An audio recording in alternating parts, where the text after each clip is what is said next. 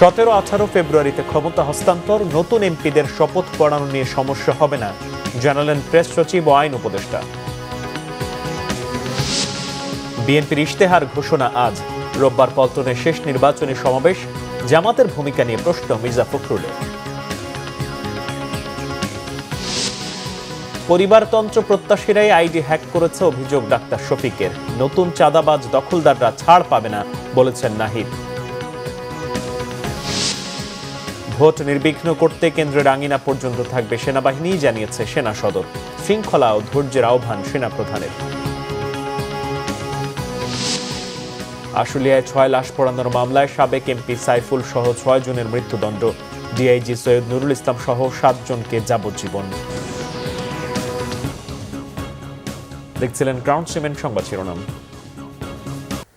নির্বাচন কেন্দ্রিক এখনো কোনো ভায়োলেন্স হয়নি, লাখো মানুষ সমবেত হচ্ছে দলীয় প্রধানদের দেশব্যাপী সমাবেশে। আগে নির্বাচনগুলোর তুলনায় এবার নির্বাচনী পরিবেশ খুব শান্তিপূর্ণ। গতকাল এক সংবাদ সম্মেলনে এসব কথা বলেছেন প্রধান উপদেষ্টার প্রেস সচিব শফিকুল আলম। নির্বাচিত প্রতিনিধিদের শপথের পরপরই ক্ষমতা হস্তান্তর করবে অন্তর্বর্তী সরকার। 17-18 ফেব্রুয়ারির মধ্যেই নতুন সরকারের হাতে ক্ষমতা হস্তান্তরের কথাও জানান প্রধান উপদেষ্টার প্রেস সচিব। রকুনুজ্জামানের রিপোর্ট। বৃহস্পতিবার প্রধান উপদেষ্টা অধ্যাপক মোহাম্মদ ইউনূসের সভাপতিত্বে উপদেষ্টা পরিষদের বৈঠক অনুষ্ঠিত হয়। বৈঠকে অন্তর্বর্তী সরকারের উপদেষ্টা পরিষদের মূল্যায়ন উঠে আসে। 68টি ক্যাবিনেট মিটিংয়ে 526টি সিদ্ধান্ত নেওয়া হয়েছে, যার 439টি বাস্তবায়িত হয়েছে। 116টি অধ্যাদেশ জারি হয়েছে, প্রক্রিয়াধীন রয়েছে আরও 16টি। নীতিমালা হয়েছে 14টি, দ্বিপাক্ষিক চুক্তি হয়েছে 14টি। বাংলাদেশ থেকে গুম উঠে গেছে। এলপিজির দাম কমাতে আমদানি পর্যায়ে বিদ্যমান 2% অগ্রিম কর অব্যাহতি দেওয়ার সিদ্ধান্ত নিয়েছে উপদেষ্টা পরিষদ। গ্যাস ও ডাক সেবার 2026-এর খসড়া নীতিমালার অনুমোদনও দেয় উপদেষ্টা পরিষদ। বঙ্গবন্ধু কৃষি পদকের নাম পরিবর্তন করে জাতীয় কৃষি পুরস্কার নামকরণ করা হয়েছে। রমজানে অফিসের সময়সূচি 9টা থেকে 3:30 পর্যন্ত করার সিদ্ধান্তও নিয়েছে উপদেষ্টা পরিষদ। পরে রাজধানীর ফরেন সার্ভিস একাডেমিতে ব্রিফিংয়ে প্রধান উপদেষ্টার প্রেস সচিব উপদেষ্টা পরিষদের সিদ্ধান্ত জানানোর পাশাপাশি নির্বাচনী পরিবেশ নিয়েও কথা বলেন। নির্বাচনী আমেজ খুবই উৎসব মুখর। এখন পর্যন্ত আমরা সেরকম কোনো ভায়োলেন্স দেখিনি। খুবই উৎসব মুখর পরিবেশে ইলেকশনের ক্যাম্পেইন হচ্ছে। পুরো বাংলাদেশ ব্যাপী আমরা ইলেকশনের যে আমেজটা এখানে সর্বত্র দেখা যাচ্ছে। বড় বড় পার্টিগুলো খুবই ম্যাচিউরড আচরণ করছেন, তাদের লিডাররা সারা বাংলাদেশ চষে বেড়াচ্ছেন, ভাষণ দিচ্ছেন, এবং আপনারা দেখেছেন লাখ লাখ লোক হচ্ছে। পুরো বাংলাদেশ আসলে এই একটা ভালো ইলেকশনের জন্য মুখিয়ে আছে, এবং আমরা আশা করি এই ইলেকশন ভালো একটা ইলেকশন আমরা দেখতে পারবো। আপনারা যদি কম্পেয়ার করেন আগের ইলেকশনের তুলনায়, যে এইবার ইলেকশন যথেষ্ট পিসফুল এবং মানুষের যে উৎসাহ এটা মানে কল্পনাতীত। আর এই বছর আমাদের হিসাবে সোফার 5 জন মারা গিয়েছেন ইলেকশন রিলেটেড ভায়োলেন্সে। জানান যত দ্রুত সম্ভব নির্বাচিত সরকারের কাছে দায়িত্ব হস্তান্তর করা হবে। সবচেয়ে দ্রুততম সময়ে হ্যান্ডওভার হবে। এটা যদি দেখা যায় যে 3 দিনের মধ্যে যদি এমন হয় যে ইলেকশন এমপিরা শপথ নিয়েছে, নেওয়ার পরে সংখ্যাগরিষ্ঠ দল লিডারকে ডাকা হচ্ছে যে আপনি আসেন শপথ নেন as a new prime minister, আমরা 3 দিনের মধ্যেই এটা হয়ে যেতে পারে। মানে 15 ফেব্রুয়ারিতেও হয়ে যেতে পারে, এটা 16 ফেব্রুয়ারিতেও হতে পারবে, বা আমার মনে হয় না এটা মানে 17-18 ফেব্রুয়ারির পরে যাবে। ব্রিফিংয়ে প্রধান উপদেষ্টার প্রেস সচিব এবারের 21 পদক পাওয়া 10 জনের নামও ঘোষণা করেন। চলচ্চিত্রের জন্য অভিনেত্রী ববিতা, চারুকলায় প্রফেসর ডক্টর মোহাম্মদ আব্দুস সাত্তার, স্থাপত্যে মেরিনা তাবাসসুম, সঙ্গীতে আয়ুব বাচ্চু, ব্যান্ড মিউজিকে ওয়ারফেস, নাট্যকলায় ইসলাম উদ্দিন পালাকার, সাংবাদিকতায় শফিক রেহমান, শিক্ষায় প্রফেসর মাহবুবুর আলম মজুমদার, ভাস্কর্যে তেজস হালদার জস এবং নৃত্যে অর্থী আহমেদ। রকুনুজ্জামান, বাংলা ভিশন, ঢাকা। আইন উপদেষ্টা আসিফ নজরুল জানিয়েছেন, নতুন সংসদ সদস্যদের শপথ পড়ানোর সুযোগ নেই সাবেক স্পিকার ও ডেপুটি স্পিকারের। সচিবালয়ের সাংবাদিকদের এই কথা বলেন তিনি। উপদেষ্টা বলেন, এখন সংসদ সদস্যদের শপথের ক্ষেত্রে 2টি পথ খোলা রয়েছে। বলেন, সাংবিধানিক প্রক্রিয়া অনুসরণ করে নীতিগত সিদ্ধান্ত নেওয়ার প্রস্তুতি নেওয়া হবে। তিনি বলেন, বর্তমান বাস্তবতায় পলাতক ও কারাগারে থাকায় সাবেক স্পিকার ও ডেপুটি স্পিকার শপথ পড়াতে পারবেন না। আইন উপদেষ্টা বলেন, সংবিধান অনুযায়ী প্রধান উপদেষ্টার পরামর্শক্রমে রাষ্ট্রপতি কর্তৃক মনোনীত কোনো ব্যক্তি শপথ পড়াবেন। সেক্ষেত্রে প্রধান বিচারপতি রাজি থাকলে তিনি পড়াতে পারেন। তবে 3 দিনের মধ্যে কোনো কারণে শপথ গ্রহণ করানো না গেলে সিইসি শপথ পড়াতে পারবেন। স্পিকার, ডেপুটি স্পিকারের মধ্যে একজন নিখোঁজ, আরেকজন জেলে আছেন। তাদের বিরুদ্ধে গুরুতর কিছু মামলা আছে এবং তারা পদত্যাগও করেছেন, বিশেষ করে স্পিকার। ফলে এই অবস্থায় ওনাদের দ্বারা শপথ গ্রহণ করার কোনো রকম স্কোপ আছে বলে আমি মনে করি না। আমাদের আইনে আছে, ওনারা যদি শপথ গ্রহণ করাতে না পারেন তাহলে রাষ্ট্রপতি কর্তৃক মনোনীত, অর্থাৎ প্রধান উপদেষ্টার পরামর্শক্রমে রাষ্ট্রপতি কর্তৃক মনোনীত ব্যক্তি শপথ গ্রহণ করাবেন। এক, দুই হচ্ছে 3 দিনের মধ্যে যদি এই শপথটা না হয় তাহলে প্রধান নির্বাচন কমিশনারও শপথ গ্রহণ করাতে পারবেন। এখন এটা সরকারের নীতিগত পর্যায়ের সিদ্ধান্ত, আমি আপনাদের চূড়ান্ত কিছু বলতে পারবো না। তবে আমাদের সামনে দুইটা অপশনই আছে, একটা হচ্ছে রাষ্ট্রপতি কর্তৃক মনোনীত কোনো ব্যক্তি শপথ গ্রহণ করাতে পারেন। ফর এক্সাম্পল, যেমন হয়তো আমাদের প্রধান বিচারপতি হতে পারেন। আর যদি এটা না হয় তাহলে আমাদের যে প্রধান নির্বাচন কমিশনার আছেন উনি শপথ গ্রহণ করাবেন। কিন্তু সেক্ষেত্রে একটা সমস্যা হচ্ছে, ওটা 3 দিন ওয়েট করতে হবে। আমরা আসলে ওয়েট করতে চাই না। আমরা নির্বাচন হওয়ার পরে যত দ্রুত সম্ভব শপথ গ্রহণের ব্যবস্থা করতে চাই। বিএনপির নির্বাচনে ইশতেহার ঘোষণা করা হবে আজ। ইশতেহারে দলটি ঘোষিত 31 দফা, জুলাই সনদ এবং তরুণ ভোটারদের আকাঙ্ক্ষাকে সর্বোচ্চ গুরুত্ব দেওয়া হচ্ছে। ফ্যামিলি কার্ড, হেলথ কার্ড ও কৃষক কার্ডের মতো জনমুখী এবং জীবন ঘনিষ্ঠ সেবার বিষয়গুলো বিশেষ অগ্রাধিকার পাচ্ছে। 1 কোটি নতুন চাকরি, স্টার্টআপ ফান্ড, আইটি প্রশিক্ষণ, বিদেশে নতুন শ্রমবাজার ও মাদক বিরোধী টাস্কফোর্স গঠনের প্রতিশ্রুতিও থাকছে বিএনপির ইশতেহারে। রিপোর্ট সিকান্দার ইমানের।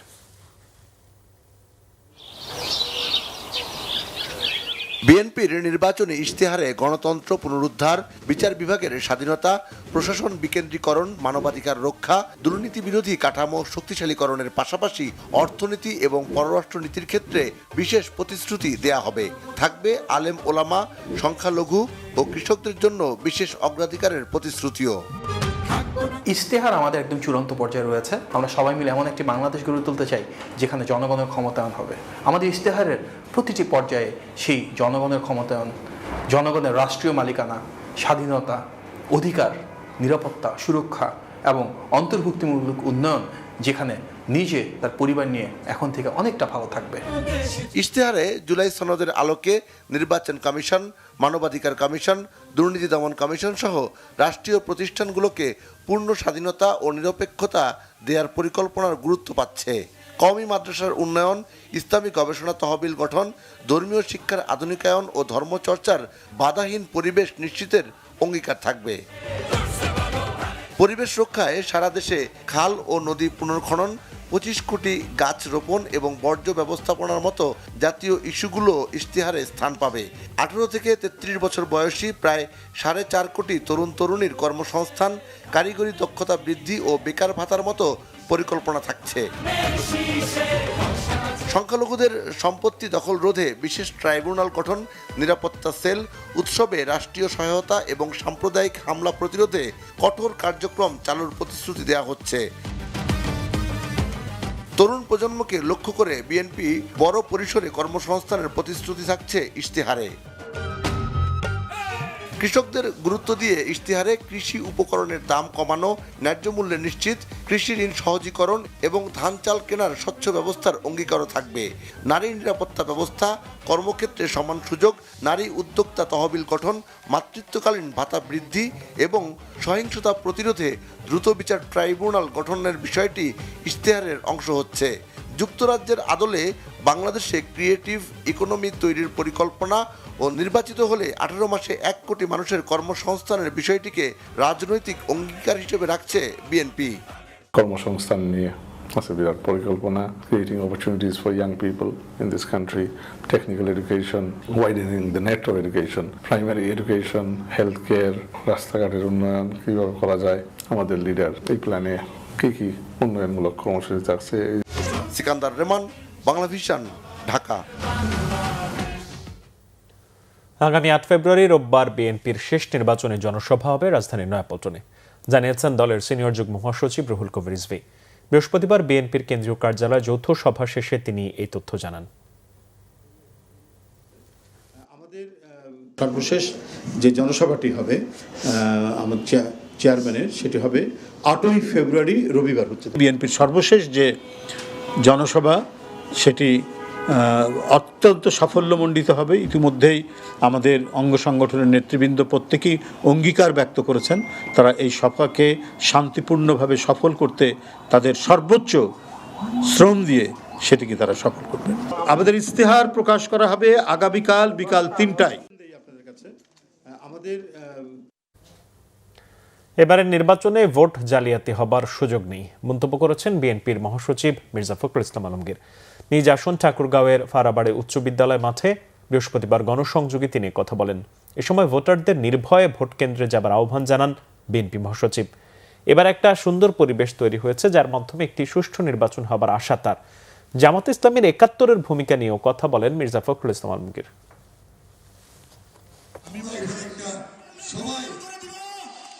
এই সরকার সুন্দর একটা ভোট করতে চায় যে ভোটের মাধ্যমে জনগণের যাকে নির্বাচন করবে তারাই সরকারটা গঠন করুক। প্রতিপক্ষ প্রার্থীকে আক্রমণ করার সময় প্রতিপক্ষ প্রার্থী মাত্রাটা অবস্থানটা বুঝবে। জামাত ইসলাম খুব টেলিভিশন অনলাইনে পত্রিকায় বক্তৃতায় না ৭১-এ এই জামাত ইসলাম পাকিস্তান হানাদার বাহিনীকে সাহায্য করছিল। আমরা সবাই পালায় চলে গেছিলাম আক্রমণে। মুক্তিযুদ্ধ করছে, আমি নিজে মুক্তিযুদ্ধ করছি।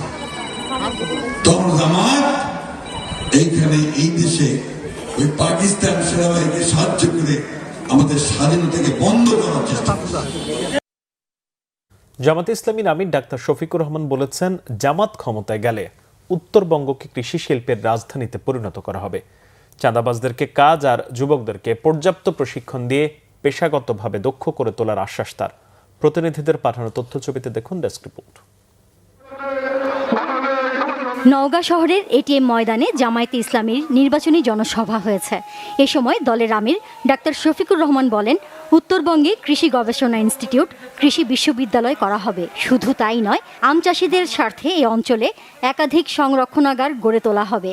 প্রসেস ফুড রপ্তানিতে প্রয়োজনীয় উদ্যোগ নেওয়া হবে বলেও আশ্বাস দেন জামায়াত আমির। এখানে কোনো বৈষম্য চলবে না। কোনো পরিস্থিতি হলেই এদেশের যারা মুসলমান তারা ভয়ের সংস্কৃতিতে থাকবে কেন, ওটাকে আমরা গুড়িয়ে একাকার করে দিতে চাই। ও পরিবেশ আমরা রাখবো না। এ দেশ আমাদের সকলের, সবাইকে নিয়েই আমরা দেশ সাজাবো ইনশাআল্লাহ। অন্যদিকে বৃহস্পতিবার দুপুরে চাঁপাইনবাবগঞ্জের নবাবগঞ্জ সরকারি কলেজ মাঠে জনসভায় বক্তব্য রাখেন ডাক্তার শফিকুর রহমান। বলেন, দেশে আর চাঁদাবাজ থাকবে না, তাদের ধরে এনে কাজ দিতে হবে। যুবকদের হাতে বেকার ভাতা নয়, তাদের কাজ দেয়া হবে। পর্যাপ্ত প্রশিক্ষণ দিয়ে পেশাগত দক্ষ করে তোলার আশ্বাস তার। চাঁদাবাজের রাস্তা বন্ধ হয়ে যাবে, চাঁদাবাজদেরকে ধরে এনে কাজে নিয়োগ দেওয়া হবে। তারাও সেদিন কাজ করে দেশ গড়ার কাজে অংশগ্রহণ করবে ইনশাআল্লাহ। দুর্নীতি যারা করে তাদের দুর্নীতি করার প্রয়োজন হবে না। এখন দুইটা কারণে মানুষ দুর্নীতি করে, একটা হলো লোভ আর একটা হলো বাধ্য হয়ে। এদিকে রাজশাহী মাদ্রাসা মাঠে নির্বাচনী জনসভায় জামায়াতের আমির ডাক্তার শফিকুর রহমান এই জাতিকে আর বিভক্ত করতে দেয়া হবে না বলে হুঁশিয়ারি দিয়েছেন। সবগুলা মানুষ মিলেই আমাদের এই সমাজ, আমরা এই জাতিকে আর বিভক্ত করতে দেব না। আমরা ঐক্যবদ্ধ একটা জাতি নিয়ে এগিয়ে যেতে চাই। এই জন্য আমাদের 11 দলের স্লোগান হচ্ছে ঐক্যবদ্ধ বাংলাদেশ। এ সময় নারীদের প্রতি সম্মান ও নিরাপত্তার বিষয়টি গুরুত্বের সঙ্গে তুলে ধরেন জামায়াত আমির। Bangla vision news desk. Jatiya Nagorik party এনসিপির আহ্বায়ক নাহিদ ইসলাম বলেছেন, 5 অগস্টের পরে যারা নতুন করে চাঁদাবাজি, জমি দখল এবং ফ্যাসিস্টদের পুনর্বাসনের নীতি নিয়েছে, তারাই দেশে নতুন জালেম হিসেবে আবির্ভূত হয়েছে। 12 ফেব্রুয়ারি তাদের রুখে দেওয়ার দিন বলে মন্তব্য করেন এনসিপির আহ্বায়ক। বৃহস্পতিবার কক্সবাজারের কুতুবদিয়ার বড় ঘোপে জামাতের নেতৃত্বাধীন 11 দলীয় জোটের প্রার্থীর সমর্থনে নির্বাচনী জনসভায় তিনি কথা বলেন। নাহিদ ইসলাম বলেন, কোন দল সরকার গঠন করবে তা নির্ধারণ করবে দেশের জনগণ। দিল্লি থেকে কোনো ষড়যন্ত্র মেনে নেওয়া হবে না এবং বাংলাদেশে আর কখনো দিল্লির দাদাগিরি চলবে না।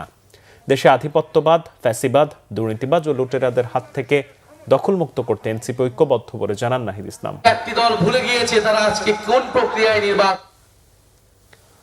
বিএনপির ঢাকা 8 আসনের প্রার্থী মির্জা আব্বাস বলেছেন, ক্ষমতায় বসে নির্বাচন করছে জামাত আর এনসিপি। প্রশাসনে থাকা জামাতের লোকেরা ভোটের ফলাফল ঘুরিয়ে দিতে পারে বলেও মন্তব্য করেন তিনি। বৃহস্পতিবার রাজধানীর মোতালি প্লাজায় মতবিনিময় সভায় তিনি বলেন, ইসলামী দলের নাম ব্যবহার করে ক্ষমতায় যাবার জন্য বিদেশিদের সাথে চুক্তি করছে একটি দল ও তাদের বাচ্চারা। ইউনূস সরকারকে ক্ষমতায় বসিয়ে নিজেরা ক্ষমতায় থেকে নির্বাচন করছে বলে অভিযোগ করেন মির্জা আব্বাস। বলেন, একটি বিশেষ দলকে ক্ষমতায় নেবার চেষ্টা চলছে। ভোট যথাসময়ে হবে আশা প্রকাশ করে মির্জা আব্বাস বলেন, একটি চক্র ভোট ব্যাহত করার চেষ্টা করছে। পরে তিনি মোতালে প্লাজা ও হাতিরপুল এলাকায় গণসংযোগ করেন।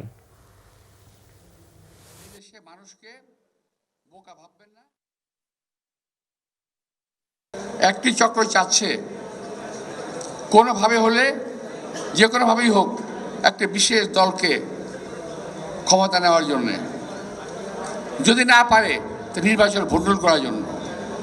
এই দেশের লোক অনেক কষ্টে, অনেক যুদ্ধ করে, অনেক রক্ত দিয়ে 17 বছর ত্যাগ প্রতীক্ষার বিনিময়ে এই ভোটের অধিকার অর্জন করেছে। এই ভোটের অধিকার আপনারা প্রয়োগ করবেন 12 তারিখে যথারীতি।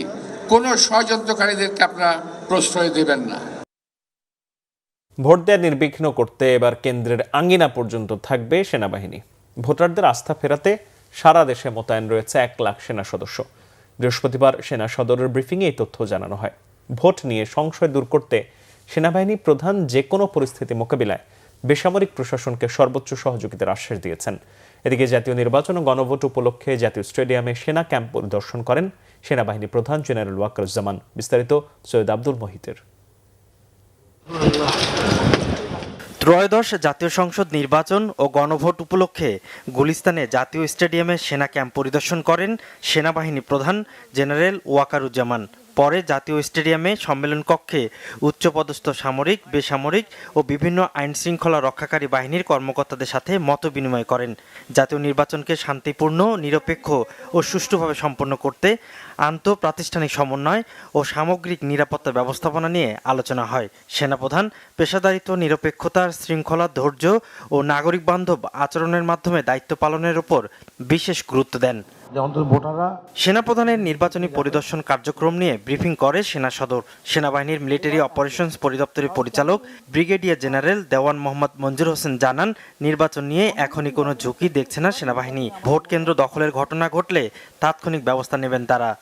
এবার উপজেলা ভিত্তিক, ক্ষেত্র বিশেষে কেন্দ্র ভিত্তিক আমাদের ক্যাম্প স্থাপন করেছি, যাতে বিপুল সংখ্যক পেট্রোল একসঙ্গে যেন অনেক টহল বাইরে থাকতে পারে, যাতে সাধারণ মানুষের মনে আস্থার জায়গাটা হয় এবং নির্বিঘ্নে তারা যাতে নির্ভয়ে ভোট কেন্দ্রে আসতে পারে। সম্মানিত সেনাপ্রধান পরিষ্কারভাবে একটি কথা বলে দিয়েছেন যে সম্পূর্ণ নিরপেক্ষভাবে আমরা আমাদের দায়িত্ব পালন করব। দেশের সাধারণ মানুষ যাতে নির্বিঘ্নে, নির্ভয়ে ভোট কেন্দ্রে যেতে পারে এবং তার ভোটটা সে দিতে পারে, এটা নিশ্চিত করা হবে আমাদের অন্যতম দায়িত্ব। তিনি জানান, ভোটদান নির্বিঘ্ন করতে অন্য সময়ের চেয়ে এবার বেশি সংখ্যক সেনা সদস্য মোতায়েন রয়েছে। সশস্ত্র বাহিনীকে ভোট কেন্দ্রের আঙিনা পর্যন্ত যাওয়ার অনুমতি দেওয়া হয়েছে, যেটা পূর্ববর্তী নির্বাচনগুলোতে ছিল না। আমরা স্ট্রাইকিং ফোর্স হিসেবে দূরবর্তী একটা জায়গাতে কনসেন্ট্রেটিভ হিসেবে আমরা একসঙ্গে অবস্থান করেছি। সম্মানিত সেনাবাহিনী প্রধান আমাদের ন্যূনতম প্রয়োজনীয় সেনা সদস্যকে রেখে বাকি সকল সেনা সদস্যকে উনি নিয়োগ করেছেন এই সুষ্ঠু ইলেকশন করার জন্য। নির্বাচনকালীন মনিটরিং সেল গঠনের পাশাপাশি অপতথ্য প্রতিরোধে গণমাধ্যমের সহযোগিতাও আশা করছে সেনাবাহিনী। সশস্ত্র বাহিনীও সকল ধরনের প্রস্তুতি সম্পন্ন করেছে। সৈয়দ আব্দুল মুহিত, বাংলা ভিশন, ঢাকা। আগামী সংসদ নির্বাচন ও গণভোট অবাধ, সুষ্ঠু, নিরপেক্ষ করতে বিমান বাহিনীর সদস্যদের সর্বোচ্চ পেশাদারিত্ব বজায় রাখার নির্দেশনা দিয়েছেন বাহিনী প্রধান air chief marshal Hasan Mahmud Khan. নির্বাচনের দায়িত্বে মাঠ পর্যায়ে নিয়োজিত বিমান বাহিনীর সদস্যদের উদ্দেশ্যে ব্রিফিংয়ে তিনি এই নির্দেশ দেন। ঢাকা সেনানিবাসের BAF ঘাঁটি বাসারে আয়োজিত ব্রিফিংয়ে বিমান বাহিনী প্রধান বলেন, স্বরাষ্ট্র মন্ত্রণালয় ও নির্বাচন কমিশনের নির্দেশনা ও নির্বাচনী আচরণবিধি অনুসরণ করতে হবে। অবাধ ও সুষ্ঠু নির্বাচন নিশ্চিত করতে বিভিন্ন পর্যায়ে নিয়োজিত বিমান বাহিনীর সব সদস্যরা সর্বোচ্চ পেশাদারিত্বের সঙ্গে কর্তব্য পালন করবে বলেও আশা বিমান বাহিনী প্রধানের। অবাধ, সুষ্ঠু, নিরপেক্ষ, শান্তিপূর্ণভাবে সম্পন্ন করতে স্থানীয় বেসামরিক প্রশাসনকে সহায়তা দিতে বিমান বাহিনীর 3730 জন সদস্য নিয়োজিত থাকবে এবং মাঠ পর্যায়ে 1250 জন সদস্য আগামী 6 থেকে 16 ফেব্রুয়ারি মোট 11 দিন মোতায়েন থাকবে। স্ট্রাইকিং ফোর্স হিসেবে সেনাবাহিনীর সাথে যৌথভাবে 21 জেলার 35টি উপজেলায় নির্বাচনী দায়িত্ব পালন করবে তারা।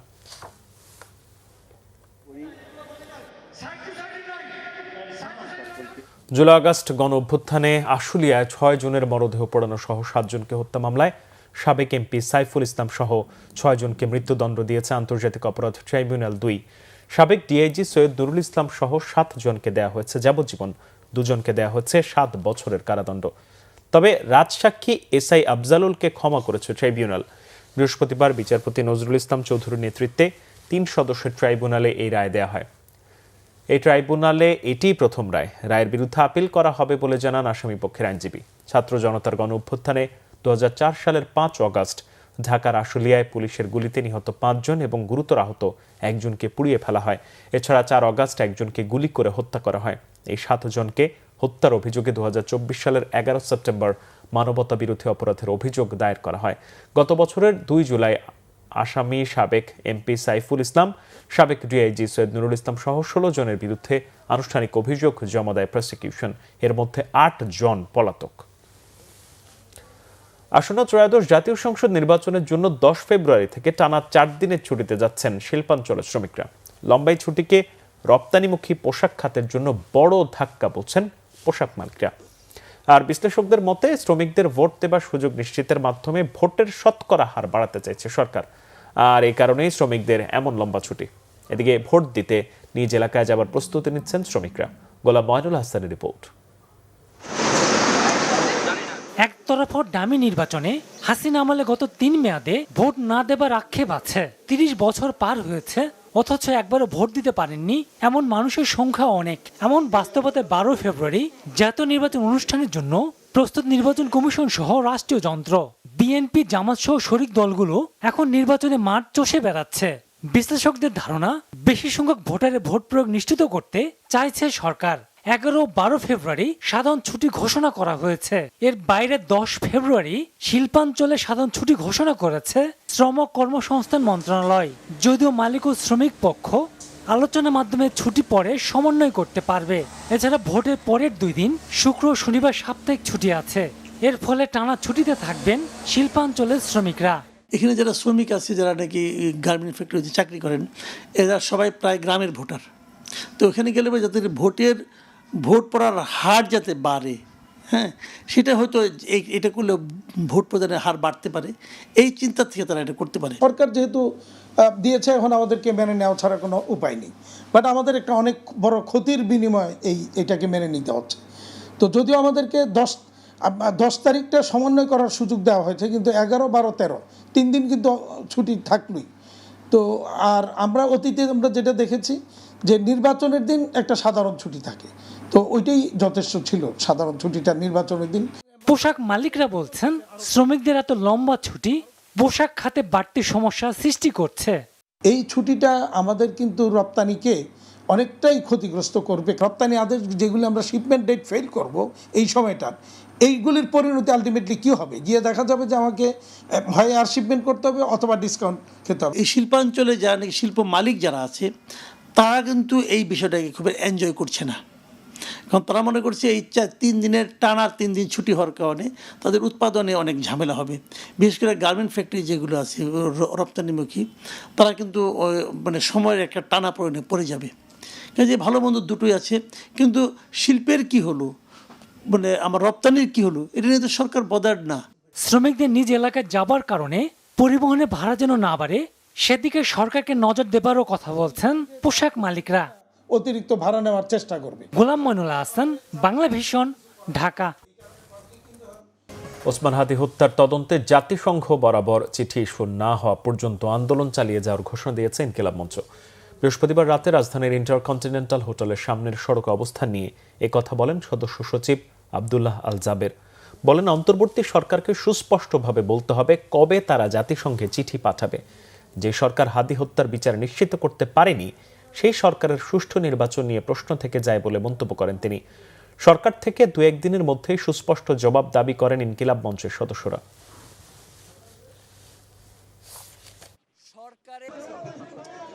পরের দিন ডিবি থেকে বলা হয় চার্জশিট আদালতে প্রেরণ করা হয়েছে। আদালত বলে চার্জশিট পাই নাই।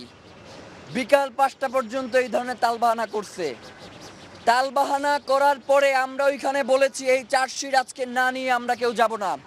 রাত 10:45-এ আদালত থেকে চার্জশিট নিয়ে এরপরে আমরা বাসায় গিয়েছি। বাসায় গিয়ে চার্জশিট খুলে দেখি আল্লাহ কি অবস্থা, মানে এই চার্জশিটে এই খুনের পিছনে কারা রয়েছে তাদের কোনো ধরনের নাম গন্ধ এই চার্জশিটের মধ্যে নাই।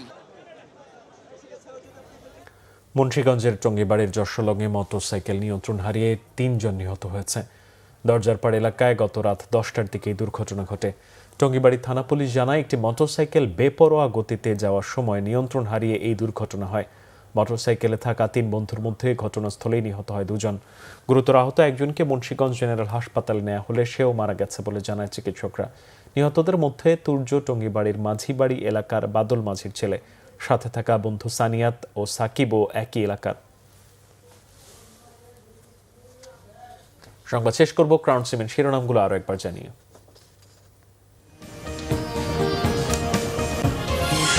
17-18 ফেব্রুয়ারিতে ক্ষমতা হস্তান্তর, নতুন এমপিদের শপথ পড়ানো নিয়ে সমস্যা হবে না জানালেন প্রেস সচিব ও আইন উপদেষ্টা। বিএনপির ইশতেহার ঘোষণা আজ, রোববার পল্টনের শেষ নির্বাচনী সমাবেশ। জামাতের ভূমিকা নিয়ে প্রশ্ন মির্জা ফখরুলের। পরিবারতন্ত্র প্রত্যাশীরাই আইডি হ্যাক করেছে অভিযোগ ডাক্তার শফিকের।